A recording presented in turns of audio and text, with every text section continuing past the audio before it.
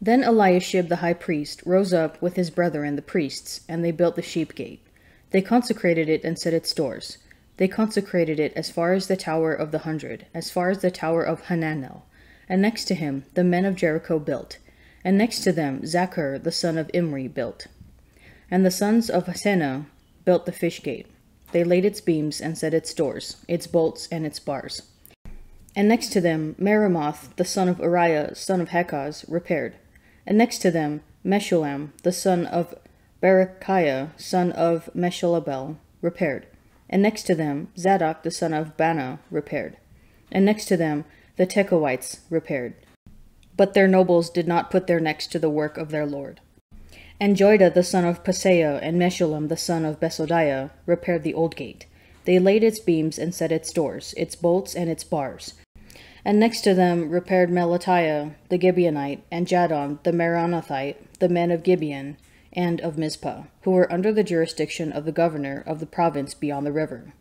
Next to them Uzziel the son of Herahiah, goldsmiths, repaired.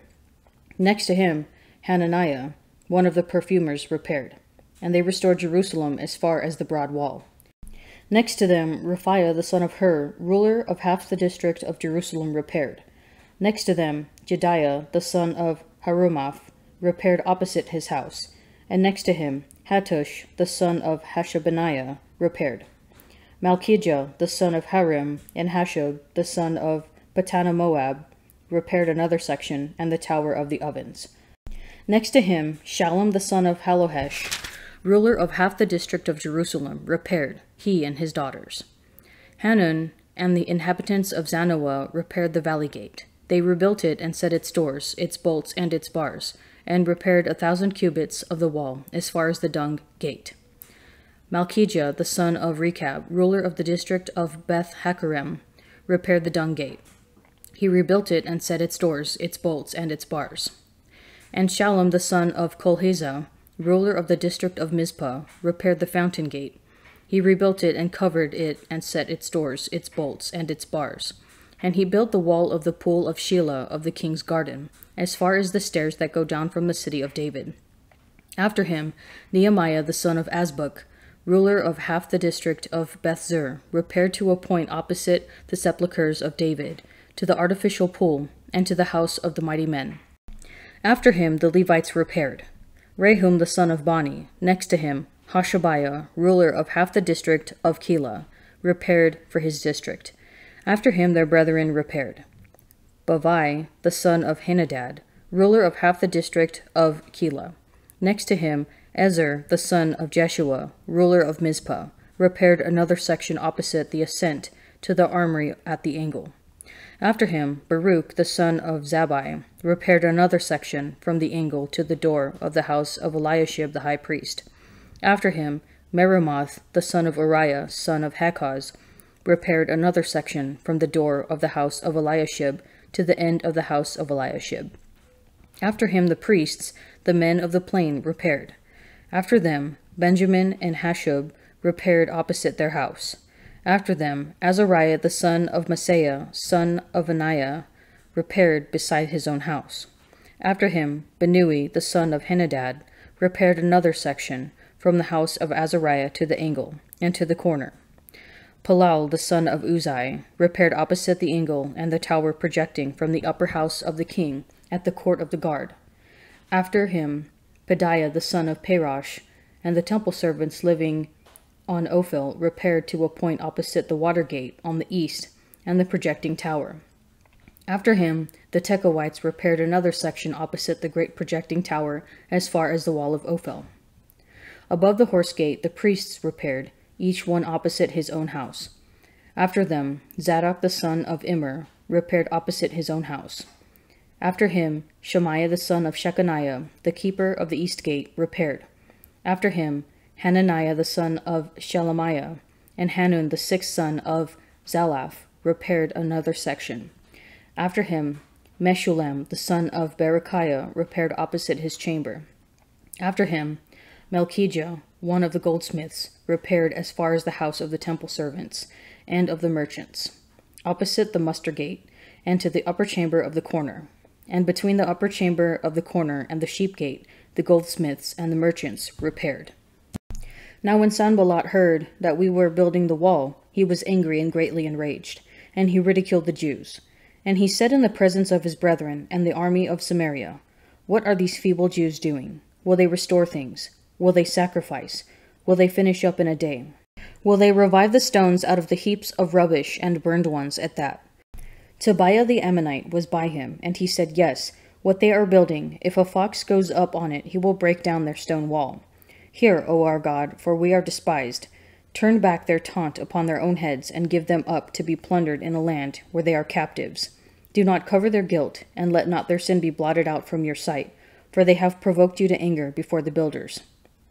So we built the wall, and all the wall was joined together to half its height, for the people had a mind to work.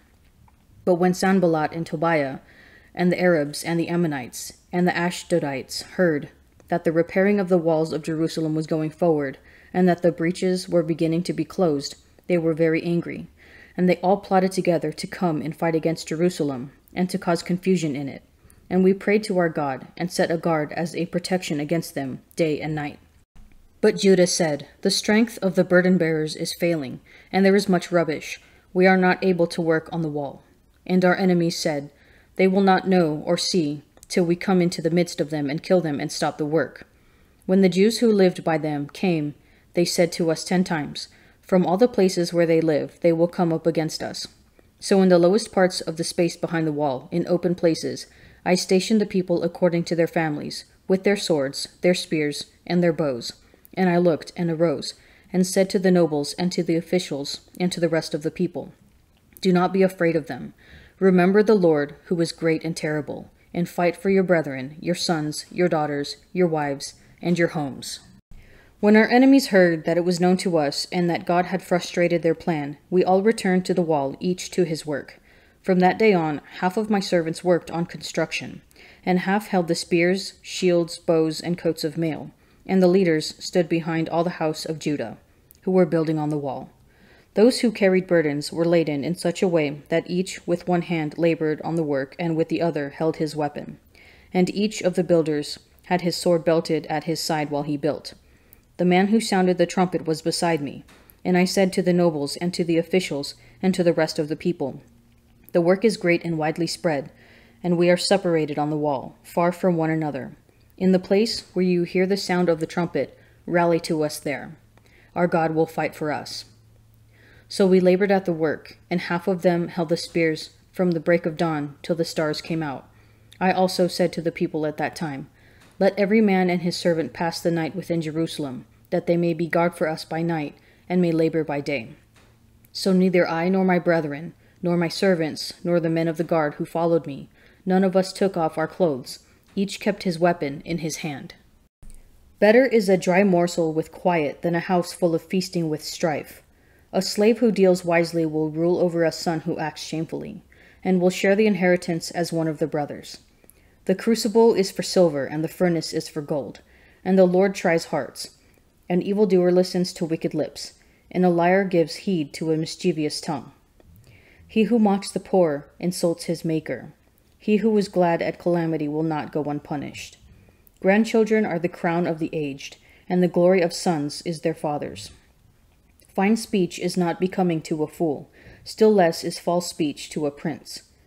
A bribe is like a magic stone in the eyes of him who gives it. Wherever he turns, he prospers. He who forgives an offense seeks love, but he who repeats a matter alienates a friend. A rebuke goes deeper into a man of understanding than 100 blows into a fool. An evil man seeks only rebellion, and a cruel messenger will be sent against him. Let a man meet a she-bear robbed of her cubs, rather than a fool in his folly. If a man returns evil for good, evil will not depart from his house. The beginning of strife is like letting out water, so quit before the quarrel breaks out. But the next day, desiring to know the real reason why the Jews accused him, he unbound him and commanded the chief priests and all the council to meet, and he brought Paul down and set him before them.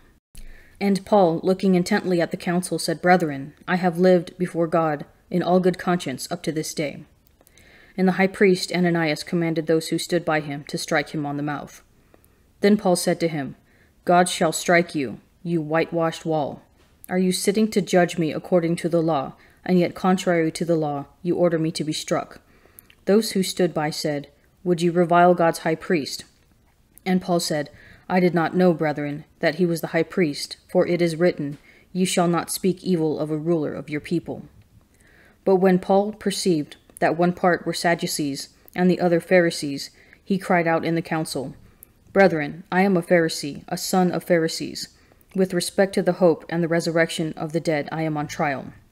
And when he had said this, a dissension arose between the Pharisees and the Sadducees, and the assembly was divided.